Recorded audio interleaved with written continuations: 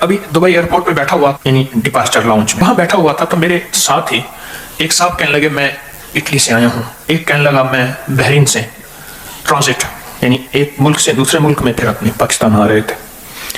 تو کہنے لگا جو اٹلی والا تھا جوان تھا کہنے لگا میں 9 گھنٹے کا ٹرانزٹ ہے اور پھر دبئی والوں کو بڑی طاقتور خطرناک گالی دی اور کہنے لگے یہاں واٹس اپ نہیں ہے.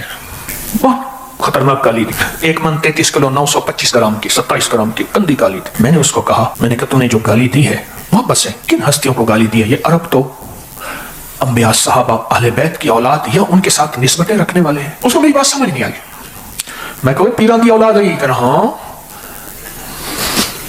کوئی پیران دی اولاد آئی حل کر.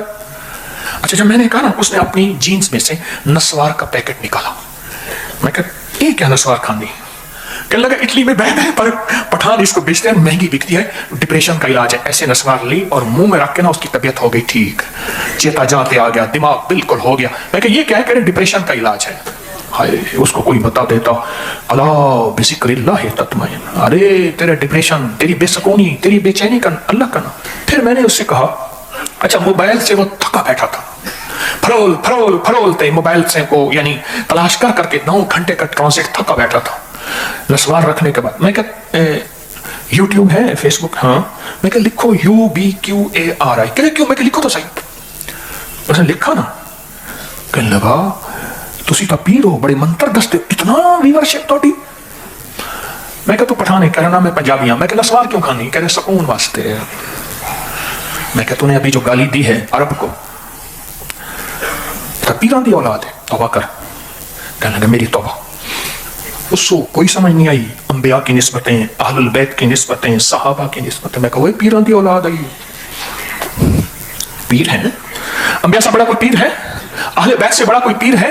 آل رسول, آل بطول, آل عقیل, آل حسن, آل حسین, آل فاطمہ, ان سے بڑا کوئی پیر ہے؟ صحابہ سے صدیق اکبر, فاروق اعظم, عثمان غنی, حیدر قرار, سارے صحابہ سے بڑا کوئی پیر ہے؟ تو عرب کے ساتھ تو ان کی نسبت ہے. اور یاد رکھیے گا ہم خوبیوں کو تلاش کرنے والے بنے. کوئی بھی انسان ہے, کوئی بھی وطن ہے, کوئی بھی ملک ہے, کوئی بھی قوم ہے, کوئی بھی مذہب ہے, کوئی بھی فرقہ ہے, اس کی خوبیاں تلاش کریں. اس کی خوبیوں پہ ہماری نظر جائے, خوبیوں پہ نظر جائے گی تو پھر اللہ وہ خوبیاں ہمیں عطا کرے گا اور وہ خوبی ہمارے اندر خود بخود جذب ہوتی جائیں گے.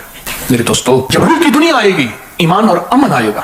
روح کی دنیا آئے گی انسانیت کو سکون ملے گا. روح کی دنیا آئے گی پھر چین ہوگا. یہ ایک زندگی ہے.